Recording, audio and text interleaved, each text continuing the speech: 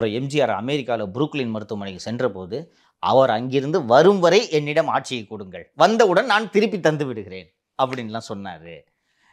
But எதுவுமே நடக்கவில்லை. எம்ஜிஆர் இறந்த பிறகு கட்சி 2ஆக உடைந்த பிறகு தான் அவர் மீண்டும் ஆட்சிக்கு வர முடியுது. அதையும் 1½ வருஷத்துல அடிச்சு விட்டாங்க. 89ல வராரு. 90 ஜனவரி ஆர் பிப்ரவரி நினைக்கிறேன் அடிச்சு விட்டாங்க.